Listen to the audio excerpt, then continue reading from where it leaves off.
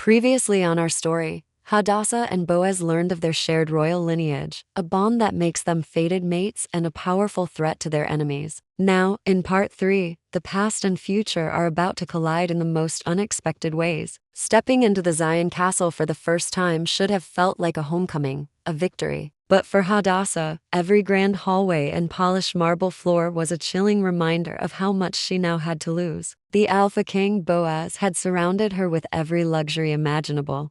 A private library filled with ancient texts, rooms scented with lavender and vanilla, and gowns made of the finest silks. But the shadows of her traumatic childhood clung to her like a second skin. She was slowly finding her voice again, both literally and figuratively, after years of self-imposed silence. But that silence had been her armor, and now being stripped of it left her feeling exposed and vulnerable. The most shocking moment of her new life, however, didn't come from a magical threat or a political maneuver. It came from a face she thought she'd lost to the darkness forever. There, standing in the castle foyer, was Reuben, her brother, the one who had promised he would never leave her. Their reunion was a storm of raw emotion, grief, relief, and a torrent of explanations. The truth was finally revealed. Reuben hadn't abandoned her. He had been a prisoner of the same evil that now hunted them both, the witch, Athaliah. For a decade, they had been separated by a shared enemy, each believing the other was lost. But any sense of peace was just an illusion. As Hadassah began her training, attempting to master the 7 royal powers she now possessed from telepathy to teleportation, a traitor was moving silently through the castle halls. Marissa, Boaz's own sister, had let jealousy and bitterness rot her heart. She'd made a dark pact with the enemy, promising to help destroy the fated mates from within. The kingdom's borders were tightening, and the scent of war was heavy in the air. While some families were reuniting, alliances were about to shatter. The Zion kingdom was facing a threat it might not survive betrayal from its very own. Boaz didn't waste a single second. He bolted from his office, the others scrambling to keep up. As they burst outside into the main courtyard, the air was practically humming, crackling with a strange blue energy. A swirling vortex of light was forming right in the center of the lawn. Dozens of warriors, already in their powerful wolf forms, had created a defensive circle around it, their teeth bared, growls rumbling in their chests, ready to tear apart whatever came through. "Hold your fire," Boaz shouted, his voice booming with authority as he raised a hand. The command was instant. The wolves held their positions but ceased their aggressive posturing. The portal stabilized, its chaotic blue energy smoothing into a brilliant, solid white light. Suddenly, a swarm of tiny, shimmering creatures fluttered out, like a cloud of magical butterflies, their wings leaving trails of sparkling dust in the air. And then, 2 men stepped through the light. The first was a mountain of a man, with strawberry blonde hair and a muscular build that rivaled Boaz's own. The other was younger, slighter, but with a striking resemblance to the little boy they'd rescued, Asher. Asher's face, which had been tight with worry, split into the widest, most joyful grin imaginable. He broke into a full-out sprint, his little legs pumping as he raced across the grass toward the newcomers. "They're actually here," Asher shouted, his voice filled with pure, unadulterated happiness. "Dada, Papa." His call rang out like a bell across the tense courtyard. He didn't slow down until he collided with the towering, broad-shouldered man. Strong, gentle arms immediately swept him up,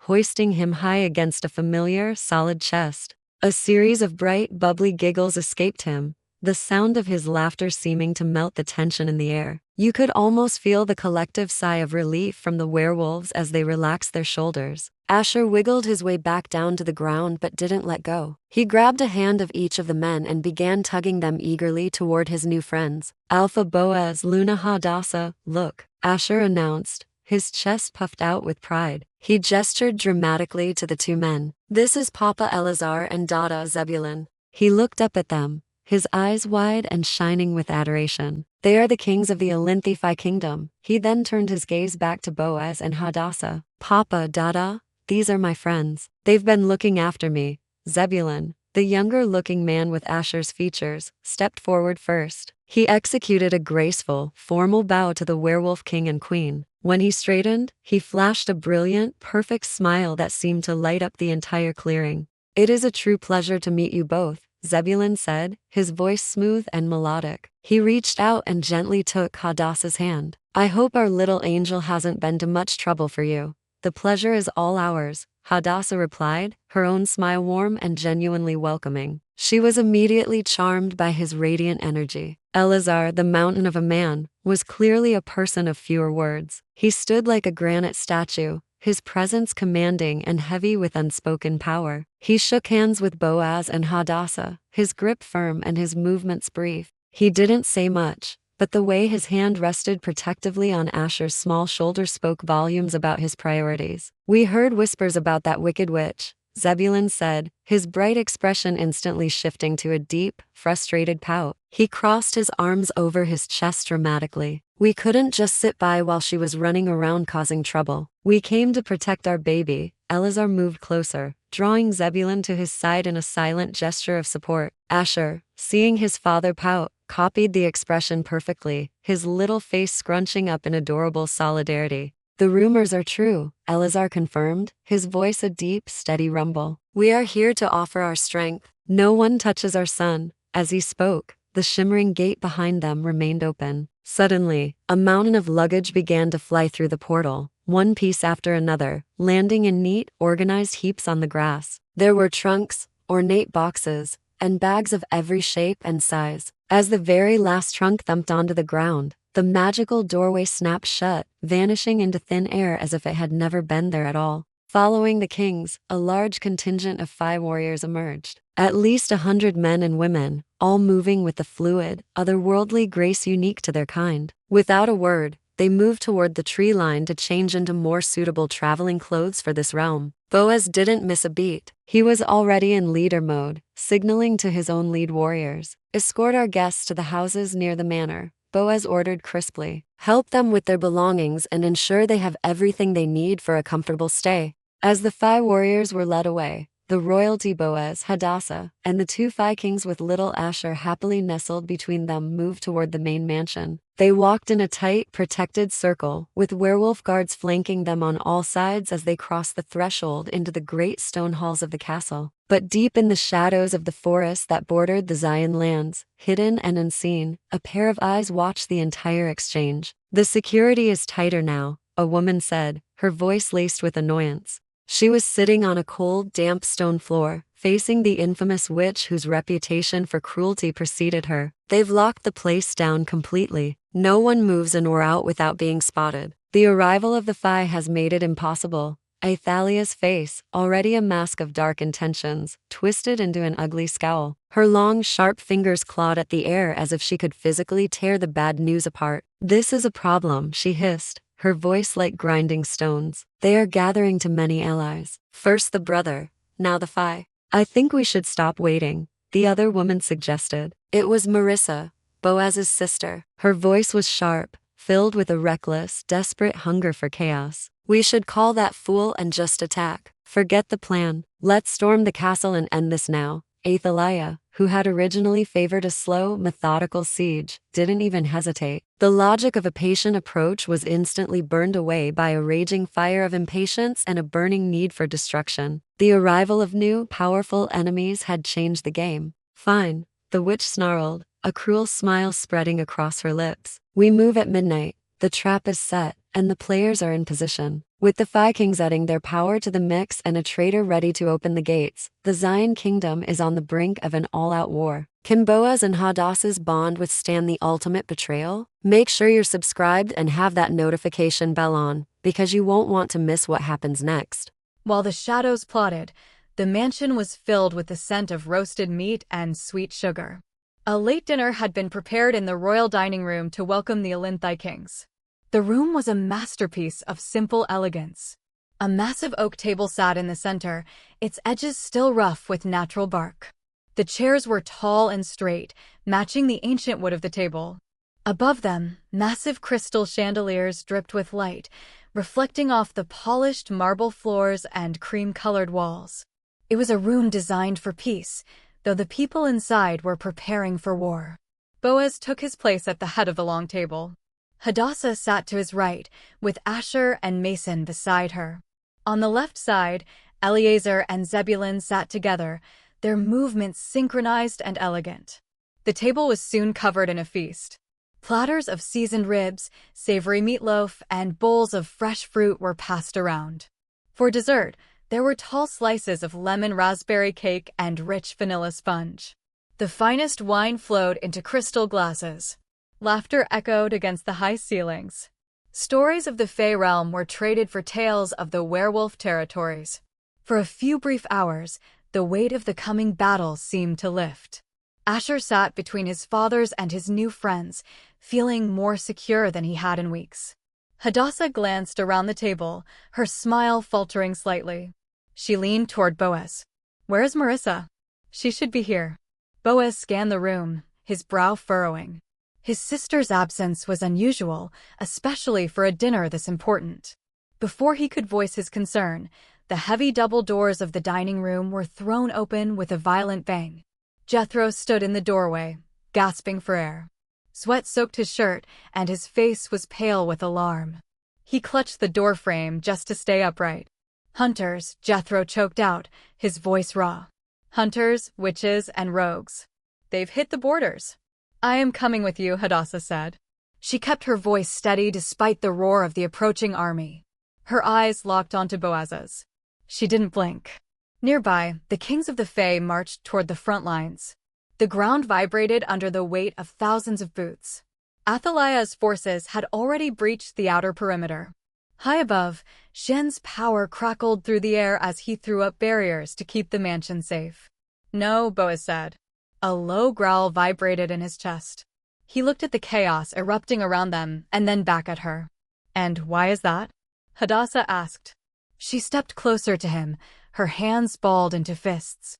She wasn't a child to be hidden away in a bunker. "You cannot shift, Hadassah." Boaz placed his heavy hands on her shoulders. He gave her a small, firm shake. His eyes were full of a fear he only ever showed to her. "So," Hadassah argued, "I trained with Reuben and the witches. I can fight without a wolf. I'm not staying behind."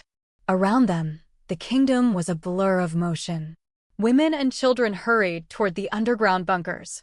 Warriors strapped on their new enchanted armor. The metal plates gleamed under the sun, designed to flex and change when the men shifted into their wolves. "I don't want you to get hurt," Boaz said. He let out a long sigh. The lines of worry on his face seemed to deepen by the second. "I won't. I promise," Hadassah replied. She reached up and pressed her palm against his cheek. Her skin felt cool against his heated face. For a moment, the war disappeared. Boaz leaned into her touch and closed his eyes. "Fine," he snapped, his commander voice returning. "Wear your armor." Quickly. He rushed her toward the equipment racks. He personally helped her buckle the straps of the new armor. It was light but strong. He handed her a polished bow and a quiver full of arrows. "Get on my back," Boaz commanded. With a ripple of muscle and a crack of bone, he shifted. A massive gray wolf now stood where the man had been. His fur was thick and his eyes glowed with amber light.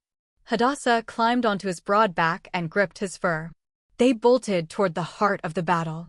The sounds of war hit them like a physical wall. Men screamed. The air smelled of smoke and copper. When they reached the clearing, the grass was already stained a deep, dark red. Hadassah slid off Boaz's back as he shifted back into his human form. They stood in the middle of the carnage, staring at each other.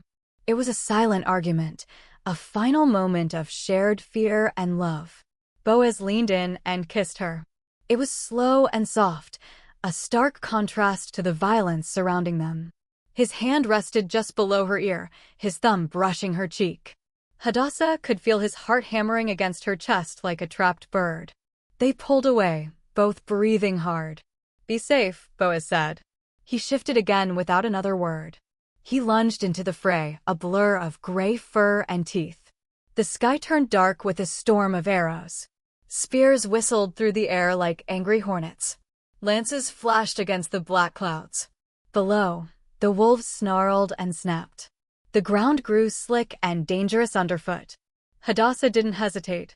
She called on her power, felt it hum in her blood, and pushed it outward. A shimmering force field expanded around her. It glowed with a soft light, turning away the arrows that tried to pierce her. She notched an arrow and pulled the string to her ear. She let go. The arrow found its mark. A witch with dark symbols tattooed across her face noticed Hadassah. The woman began chanting, her fingers twitching as she tried to unravel the force field. Hadassah saw her, but she didn't panic. She moved with a calm she didn't know she had, picking off targets and keeping the perimeter clear. Further down the line, Boaz was a force of nature. He tore through a group of rogues, his claws moving in a deadly rhythm. Beside him, Asher fought to protect his mate. Asher used his gift to flash freeze the enemies in their tracks, turning them into statues before they could reach the bunkers. Shien was even more brutal. He used the forest itself as a weapon.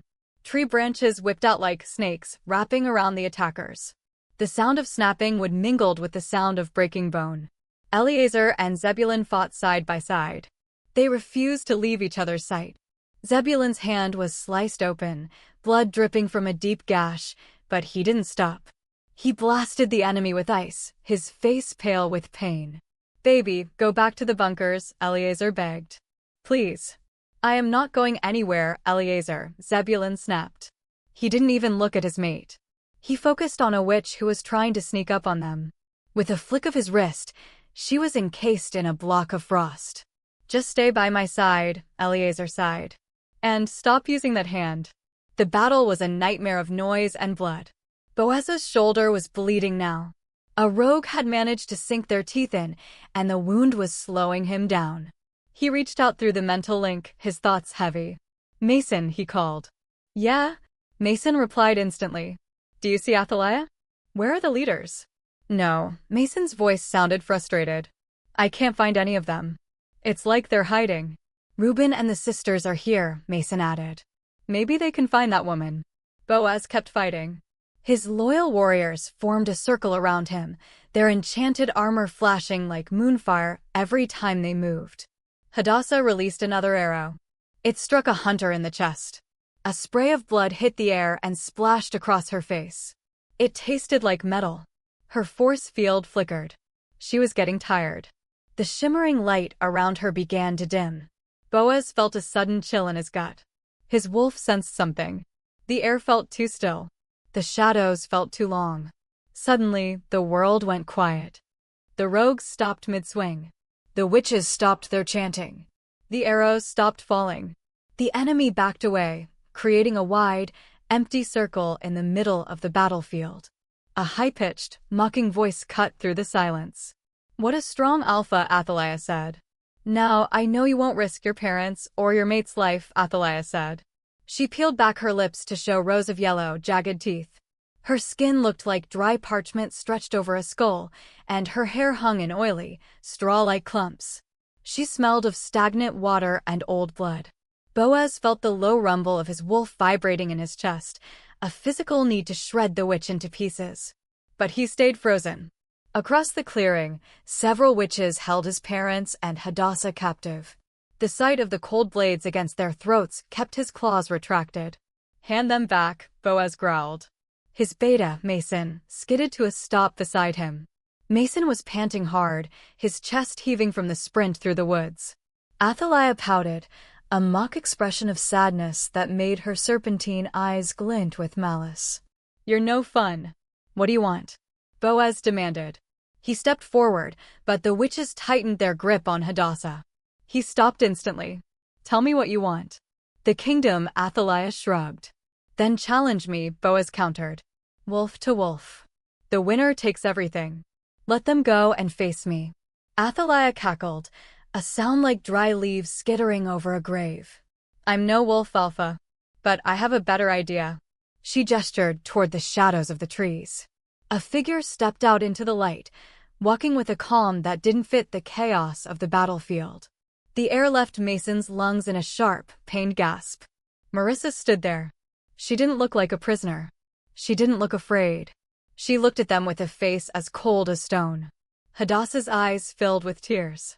Her voice trembled as she called out to the girl she had trusted. "Marissa? I thought we were friends." Marissa didn't flinch. She narrowed her eyes and curled her lip in a snarl. "You thought wrong." "Why?" Mason stepped toward his sister, his face a mask of confusion and heartbreak. "Marissa, why are you doing this?" "It's none of your business," Marissa snapped. Athaliah clapped her bony hands together. "Stop being so emotional." "Dear job, Marissa." Without a word of explanation, Marissa shifted. Her bones cracked and reshaped until a large wolf stood in her place. The wolf's ears were pinned back, and she let out a low whine of protest, but Marissa forced the animal forward. She began to circle Boaz. Boaz didn't hesitate. He shifted in a blur of gray fur and muscle. He was twice her size, his muzzle curling back to reveal pearl-white fangs. He didn't care about their history or Mason's feelings. In his eyes, Marissa was no longer a pack member. She was a traitor. The two wolves paced in a tight circle. Boaz's tail was held high, his ears forward.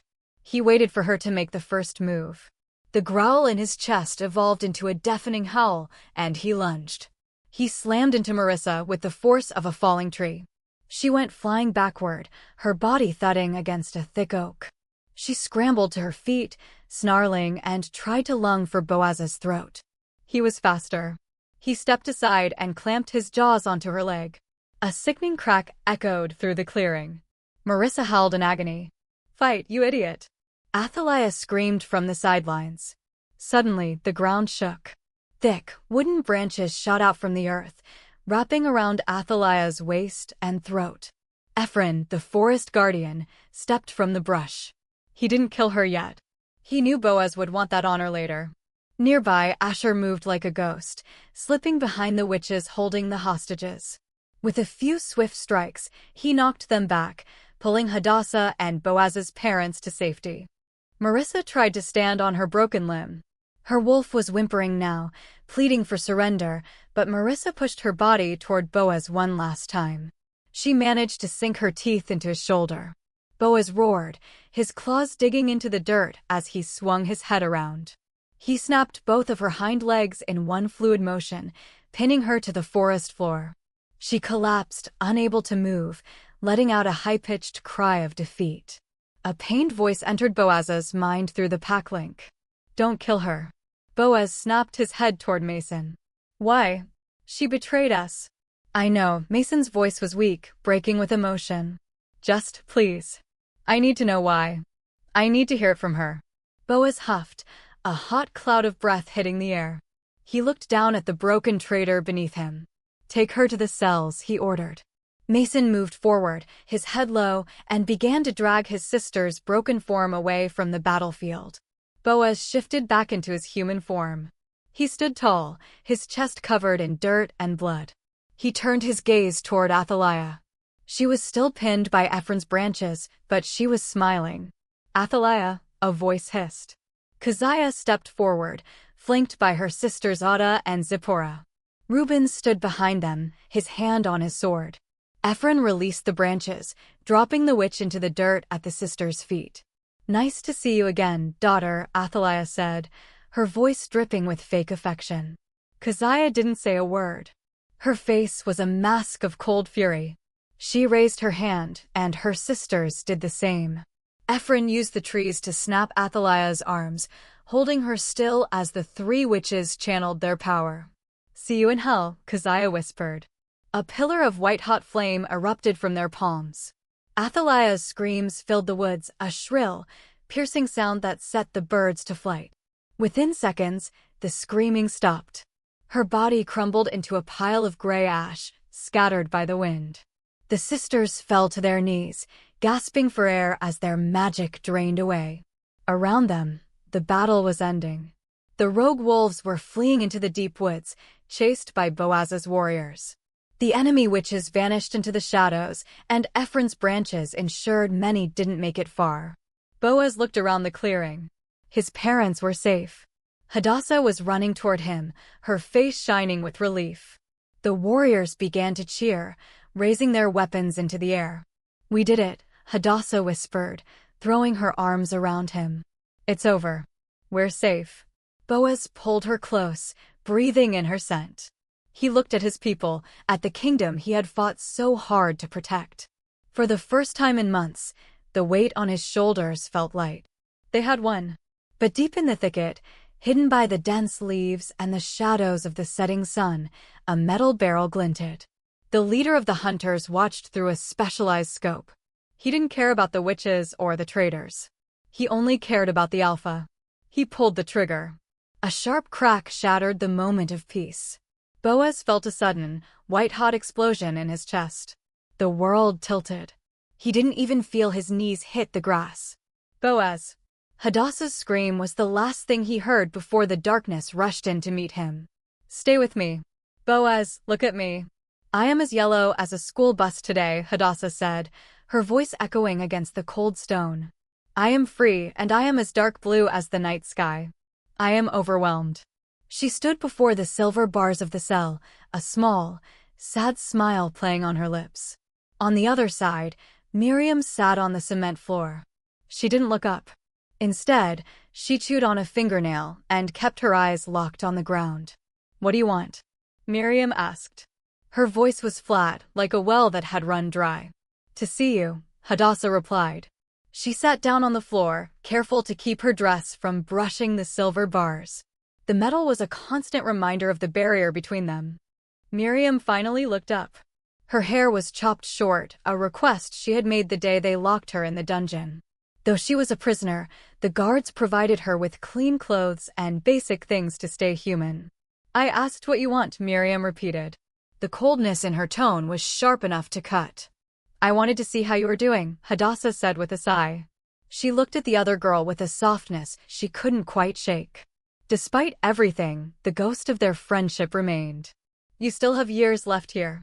After that, they will move you to the rehab center. Miriam let out a harsh, dry laugh. You must be on cloud 9 then.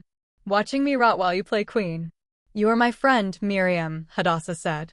Her throat tightened, and the sting of tears prickled her eyes. Drop the act and go away, Hadassah. Miriam leaned her back against the rough stone wall. Why? Hadassah's hand moved toward the bars before she caught herself and pulled back. You never told me why you did any of it. Why do you even care? Because I want the guilt to stop following me, Hadassah admitted. After the betrayal and the danger Miriam brought to the kingdom, Hadassah hadn't demanded her head. She didn't want Miriam dead. She just wanted to understand the rot that had settled in her heart. Miriam fidgeted, her fingers picking at the hem of her tunic. You took Boaz from me. I wanted what he had. I wanted his power and his attention. I tried to get close, but he wouldn't look at me. He was always waiting for his mate. She looked up, her eyes wet with a mix of rage and envy. It was always you. He was always there, sleeping beside you, protecting you. And now? I'm in a cage. I'll never find my mate. It's your fault. Hadassah shook her head, a tear finally escaping and rolling down her cheek. It isn't. You did this to yourself, Miriam. You're a werewolf. You knew your mate could appear at any time, but you chose hate instead. Hadassah stood up and brushed the dust from her long skirt. She took a slow, steadying breath to settle the shaking in her hands. What is the color today? Hadassah asked quietly. It was an old game they used to play, back when the world felt simple. Miriam opened her mouth to snap a retort, but she caught the eye of the guard standing by the door. She slumped back. White, she spat. Hadassah frowned. White. You never said white before. Hollow, Miriam whispered, her eyes turning back to the floor. Blink. A void. Just empty space. We love you, Miriam, Hadassah said, her voice barely a whisper. But what you did was wrong. Miriam didn't answer. She turned her back to the bars. Hadassah watched her for a long moment before walking out of the damp dungeon and into the bright, warm air of the backyard. The change in atmosphere was jarring. Outside, the sun was high, and the sound of children laughing filled the air. Do you miss them? A voice asked. Hadassah turned to see Bilhah, a gentle Omega who had joined the pack 3 years ago. Bilhah had been through her own hell, surviving the man who had nearly killed Boaz with a silver arrow. Adari second, Hadassah said, offering a small smile. You are so strong, Bilhah said, stepping forward to give her a quick hug. If my mate isn't breathing in the same room as me, I feel like I'm falling apart. I don't know how you handled the last few days. I just kept moving, Hadassah hummed. She took Bilhah's hand. Come on. Let's get lunch ready for the family. The hunters brought in fresh meat today. They headed into the large stone kitchen. Hadassah moved with a practiced ease, pulling ingredients from the pantry. We'll do a grilled roast, a strawberry and feta salad, and some mushroom soup. Oh, and lasagna. Adarion loves the lasagna. Can we make tomato orzo too? Bilhah asked, bouncing on her heels. Hadassah laughed, the sound finally reaching her eyes. Of course. Let's get to work.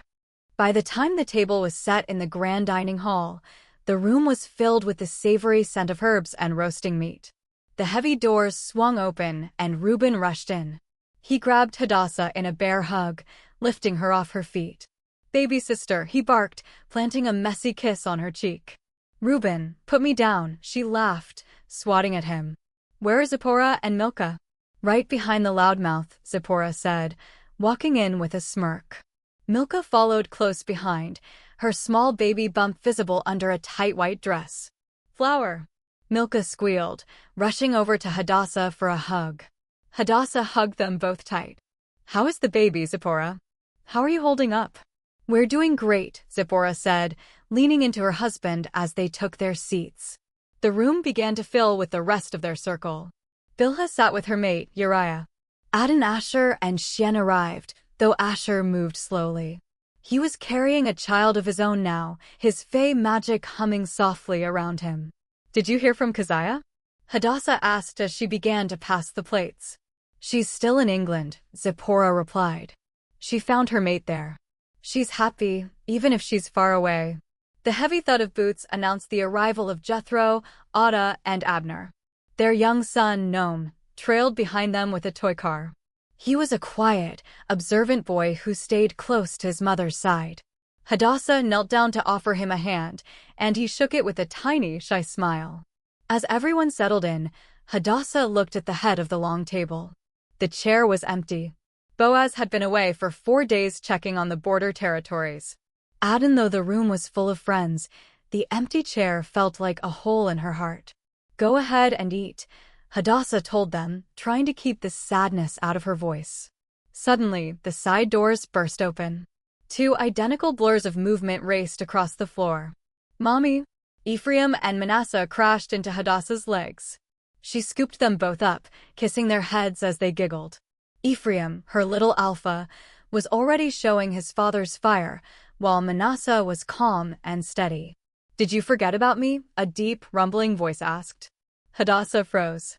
She stood up slowly, her heart hammering against her ribs.